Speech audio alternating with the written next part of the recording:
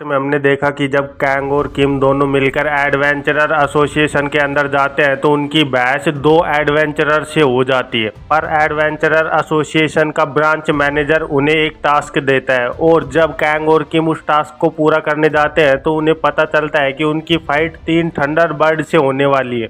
पर कैंग और किम दोनों मिलकर उन तीनों थंडरबर्ड को बड़े ही आराम से हरा देते हैं। थंडरबर्ड को हराने के कुछ देर बाद ही वो दोनों एडवेंचरर कैंग और किम पर हमला करने के लिए आ जाते हैं और उन्हें घायल देखकर उनके ऊपर हमला कर देते हैं।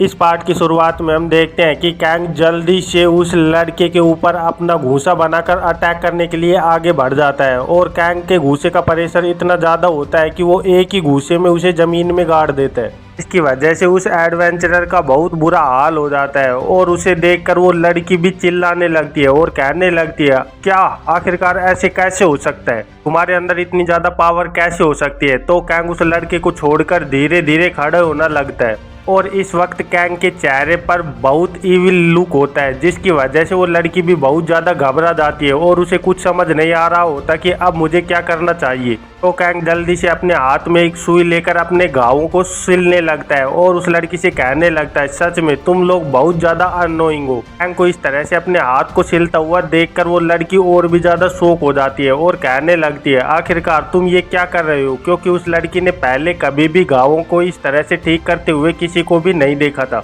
और कैंग उसकी बातों को अनसुना करते हुए सीधे उस लड़की पर हमला कर देता है और उसके चेहरे को अपने एक हाथ से पकड़ लेता है और फिर उसे अपने एक ही हाथ से हवा में उठा लेता है। लड़की को उठाकर कैंग उस लड़की से पूछने लगता है, अब तुम ही बताओ मुझे तुम लोगों के साथ अब क्या करना चाहिए। ये सुनकर वो लड़की बहुत ज़्यादा घबरा जाती है और चिल्लाते हुए कहने लगती है, नहीं प्लीज़ हमें छोड़ दो, हमें मत मारना। कैंग को इतने ज़्यादा गुस्से में देखकर किम भी थोड़ा घबरा जाता है और कैंग से पूछने लगता है, कैंग आखिरकार अब तुम इनके साथ क्या करने वाले हो, क्या तुम इन लोगों को मारने वाले हो। ये सुनकर कैंग किम से कहने लगता है, नहीं मैं कोई किलर नहीं हूँ और मैं इंसानों को ऐसे ही नहीं मारता। ये कहते हुए कैंग अपने मन में सोचने लगता है, मैं इन लोगों को यहाँ पर नहीं मार सकता क्योंकि मैंने इन्हें अगर यहाँ पे मार दिया तो मैं पक्का ही पकड़ा जाऊंगा और फिर ये मेरे और किम के लिए बहुत ज़्यादा मुसीबत खड़ी कर देगा। लेकिन इन लोगों ने हमारे साथ जो भी किया है उनका हिसाब तो इन्हें चुकाना ही पड़ेगा। और ये सोचते हुए कैंग उस लड़की को छोड़ देता है और कहने लगता है, मैं तुम लोगों को जाने दे रहा हूँ क्योंकि मैं एक नाइस और इनोसेंट हीलर हूँ। तो कैंग की बात सुनकर वो लड़की भी बहुत ज़्यादा खुश हो जाती है और जल्दी से कैंग को थैंक यू कहने लगती है और अपने मन में सोच रही होती है, हीलर आखिरकार ये आदमी एक हीलर कैसे हो सकता है, क्योंकि एक हीलर के अंदर इतनी ज़्यादा पावर कभी भी नहीं होती। और कैंग उस लड़की की ओर देखते हुए कहने लगता है, मुझे तुम दोनों को देखकर ऐसा लग रहा है कि तुम दोनों घायल हो चुके हो। तो कैंग की बात सुनकर वो लड़की कैंग से कहने लगती है, हाँ ये सब कुछ तुम्हारी वजह से हुआ है और हम तुम्हारी वजह से ही इतने ज़्यादा घायल हुए हैं। तो कैंग जल्दी से अपने हाथ के ऊपर एक पोशन को निकालते हुए उस लड़की से कहने लगता है, अनफॉर्चुनेटली यहाँ पे कोई भी हीलर नहीं है टाउन के अंदर, इसलिए मैं सोच रहा हूँ कि मैं तुम्हें पर्सनली ही हील कर दूं। और ये कहते हुए कैंग जल्दी से उस पोशन को उस लड़की और उस लड़के के ऊपर डाल देता है। कैंग को ऐसा करते हुए देखकर वो दोनों बहुत ज़्यादा घबरा जाते हैं और चिल्लाते हुए कहने लगते हैं, आखिरकार तुम हमारे साथ क्या कर रहे हो। लेकिन कैंग उनकी किसी भी बात का कोई जवाब नहीं देता और जल्दी से अपनी फ्लैश ऑफ इल्यूजन स्किल को यूज करने लगता है। फ्लैश ऑफ इल्यूजन ये एक ऐसी स्किल है जिसमें माना पोशन की मदद से वापस से फ्लैश को क्रिएट किया जाता है, पर तुम इस स्किल को यूज करने के लिए स्टैमिना पोशन का भी यूज कर सकते हो। तभी वो लड़का देखता है कि उसके घाव धीरे धीरे कर भरने लगते हैं, जिन्हें देखकर वो भी थोड़ा शॉक हो जाता है और कैंग उन्हें देखकर सोच रहा होता है इस स्किल को यूज करने के लिए माना पोशन को क्यों जरूरी बताया गया है, उसका भी एक कारण है। और तभी हम देखते हैं कि उन दोनों को बहुत ज्यादा दर्द हो रहा होता है और वो दर्द के मारे चिल्ला रहे होते हैं। तो कैंग बताने लगता है, स्टैमिना पोशन की मदद से फ्लैश को वापस से बनाने की वजह से बहुत ज्यादा दर्द होता है और ये बहुत ज्यादा साइड इफेक्ट भी करता है। और फिर कैंग उन दोनों को कहने लगता है, सॉरी मैं तो भूल ही गया था कि ये बहुत ज्यादा दर्द करने वाला है,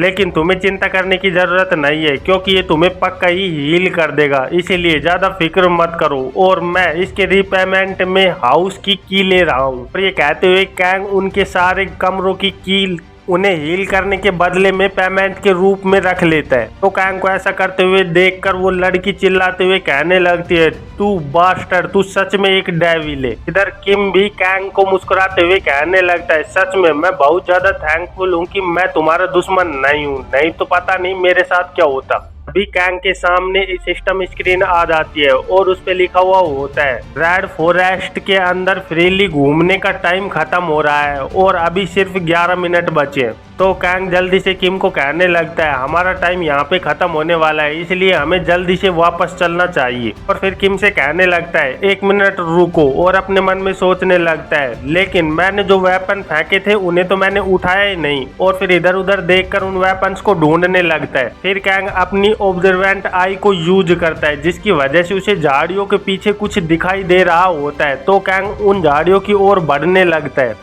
पर किम उसे उधर झाड़ियों की ओर जाते हुए देखता है और उसे रोकते हुए कहने लगता है, मिस्टर कैंग, आखिरकार तुम इस वक्त कहाँ पे जा रहे हो? किम की बात सुनकर कैंग किम को बताने लगता है, मैंने अपने चाकू इधर फेंक दिए हैं और मैं उन्हें ही देखने जा रहा हूँ। तो किम जल्दी से अपने हाथ के ऊपर चाकुओं को निकालते हुए कहने लगता है, क्या तुम इन्हीं के बारे में बात कर रहे हो? इन्हें तो मैंने उठा लिया है। अपने चाकुओं को देखकर कैंग भी थोड़ा कंफ्यूज हो जाता है, क्योंकि उसे झाड़ियों के पीछे कुछ तो दिख रहा होता है। तो कैंग सोचने लगता है, अगर मेरे चाकू इधर है तो फिर इन झाड़ियों के पीछे क्या है? और जब कैंग उन झाड़ियों के पीछे देखता है तो वहाँ पे एक बॉक्स जमीन में धंसा हुआ होता है। तो उसे देखते हुए कैंग सोचने लगता है, आखिरकार अब ये क्या चीज है? फिर यहाँ से सीन कट होकर हमें टेराकोटी एडवेंचरर एसोसिएशन दिखाई जाती है, जहाँ पर कोई बोल रहा होता है, मुझे तो विश्वास नहीं होता कि तुमने ये कर दिया। और वहाँ पे बैग के अंदर उन थंडरबर्ड के सर रखे हुए होते हैं। तो उन्हें देखते हुए कोई कह रहा होता है, ये तो सच में थंडरबर्ड के एड्स हैं। और ये सब कुछ कोई और नहीं बल्कि ब्रांच मैनेजर ही कह रहा होता है। और फिर वो कैंग से कहने लगता है, सच में मैंने एक्सेप्ट नहीं किया था कि तुम ये काम कर दोगे, मुझे तो ऐसा लगा था कि तुम पक्का ही फेल हो जाओगे।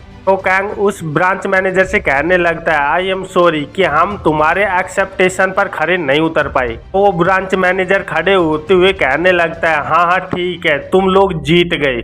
और किसी चीज को कैंग की ओर फेंक देता है। तो कैंग उसे पकड़ लेता है और फिर ब्रांच मैनेजर कहने लगता है, ठीक है, आज के बाद मैं टेराकोटी एडवेंचरर एसोसिएशन की बिल्डिंग को तुम्हें रेंट पर दे रहा हूँ। जब कैंग अपना हाथ खोलता है तो उसके अंदर एक चाबी रखी हुई होती है। तो कैंग अपनी ऑब्जर्वेंट आई से देखता है, जिस पर लिखा हुआ होता है एडवेंचरर एसोसिएशन मास्टर की। उस चाबी का मतलब है कि अब एडवेंचरर कैंग ब्रांच मास्टर की जितनी भी प्रिविलेज है उन सभी का फायदा उठा सकता है और उसे ब्रांच मैनेजर की तरह ही देखा जाएगा। तो कैंग उस चाबी को किम को दिखाते हुए कहने लगता है, मैंने ये कभी भी एक्सेप्ट नहीं किया था कि ब्रांच मैनेजर हमें मास्टर की ही दे देगा। और इधर हम किम को देखते हैं, जो कि उस चाबी को देखकर बहुत ज्यादा खुश हो रहा होता है। तो वो ब्रांच मैनेजर मुस्कुराते हुए कैंग से कहने लगता है, क्योंकि हमारी यही डील थी और मैं अपनी बातों से कभी भी पीछे नहीं हटता। तो कैंग उस ब्रांच मैनेजर से हाथ मिलाते हुए कहने लगता है, नहीं, मेरा मतलब ये नहीं था, मैं इसे पक्का ही रेस्पेक्टफुल्ली रिसीव कर रहा हूँ। और फिर कैंग अपने मन में सोचने लगता है, मैंने यहाँ के स्कम बैग्स को बाहर फेंक दिया है और यहाँ के सारे डी क्लास रूम को बिगिनर्स को दे दिया है और उसके साथ साथ मैं भी बेसिकली एक ब्रांच मास्टर बन गया हूँ। और फिर हम देखते हैं कि कैंग अपने ए क्लास रूम के अंदर बेड पर आराम फरमा रहा होता है और सोच रहा होता है, सच में आज का दिन तो मुझे बहुत ज्यादा फायदा कर गया है। और फिर कैंग जल्दी से उस बॉक्स को अपनी इन्वेंटरी से बाहर निकाल कर चेक करने लगता है और उसे देखते हुए सोचने लगता है, ये बॉक्स,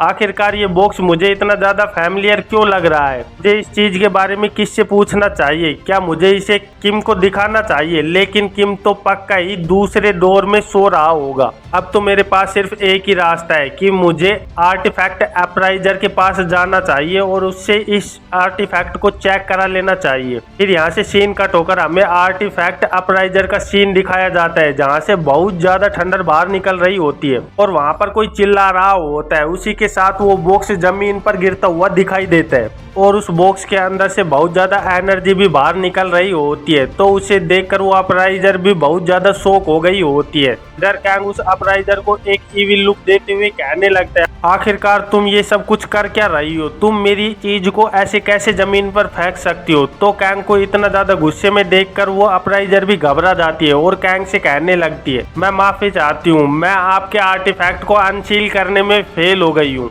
तो उस अप्राइजर की बात सुनकर कैंग अपने मन में सोचने लगता है, एडवेंचरर एसोसिएशन का अप्राइजर इसे अप्राइज करने में फेल हो गया, लेकिन इनकी स्किल तो सच में बहुत ज्यादा काम की होती है। और ये सोचते हुए कैंग उस अप्राइजर से पूछने लगता है, तुम्हारे फेल होने का आखिरकार क्या कारण है। तो वो लड़की बताने लगती है, ये बॉक्स बहुत ज्यादा कॉम्प्लिकेटेड सील है, हम इसे स्कैन सील बोलते हैं, जिसमें 2 लॉक लगे हुए होते हैं, और अगर हम इसे गलत तरीके से अनसील करने की कोशिश करेंगे तो ये और भी ज्यादा कॉम्प्लिकेटेड हो जाएगा। और जितना भी इसे देखकर मुझे लग रहा है, इसके ऊपर कम से कम 100 साल पहले ये सील लगाई गई है, क्योंकि जिस तरह से इसे सील किया गया है उस तरह से आज के दिन में कहीं भी कोई भी सील नहीं करता है। तो कैंग उस अप्राइजर की बात को सुनकर उस बॉक्स को देखने लगता है और सोचने लगता है, अब तो मुझे और भी ज्यादा क्यूरियोसिटी हो रही है कि इस बॉक्स के अंदर आखिरकार क्या चीज है। तो कैंग जल्दी से अपनी ऑब्जर्वेंट आई को यूज करने लगता है। तो बॉक्स के ऊपर दिखाई देता है बॉक्स की पहली सील टूट चुकी है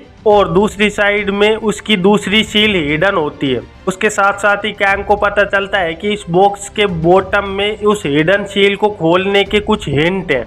ये सब कुछ देखकर कैंग जल्दी से उस अप्राइजर को कहने लगता है, तुम्हें जल्दी से अपनी अप्राइजल स्किल को इस बॉक्स के बॉटम में यूज कर देखना चाहिए। कैंग को ऐसे हड़बड़ी में बोलते हुए देखकर वो लड़की भी थोड़ी घबरा जाती है और कहने लगती है, क्या इसके बॉटम में, क्योंकि उसको कुछ भी समझ नहीं आ रहा होता कि आखिरकार कैंग को आर्टिफैक्ट के बारे में कैसे पता है। पर वो लड़की उस बॉक्स के नीचे अपनी अप्राइजर स्किल को यूज करने लगती है, जिसकी वजह से उसके ऊपर बहुत सारे शब्द उभरने लगते हैं। तो उसे देखकर वो लड़की भी बहुत ज्यादा शॉक हो जाती है और कैंग को कहने लगती है, ये तो पक्का ही इस सील का ऑर्डर है, इसकी मदद से आराम से इसकी सील को ओपन किया जा सकता है। और फिर वो अप्राइजर लड़की जल्दी से अपनी अप्राइजर स्किल को यूज करते हुए उस आर्टिफैक्ट को अनसील करने लगती है और कुछ ही देर के अंदर उसके दोनों लॉक धीरे धीरे कर खुल जाते हैं। तो वो लड़की उस बॉक्स को टेबल पर रखते हुए कैंग से कहने लगती है, ये अनसील हो चुका है। और उस बॉक्स को देखकर वो लड़की बहुत ही ज्यादा शौक में होती है और उसका मुंह खुला का खुला रह जाता है। इधर हम कैंग को देखते हैं जो भी उस चीज को देखकर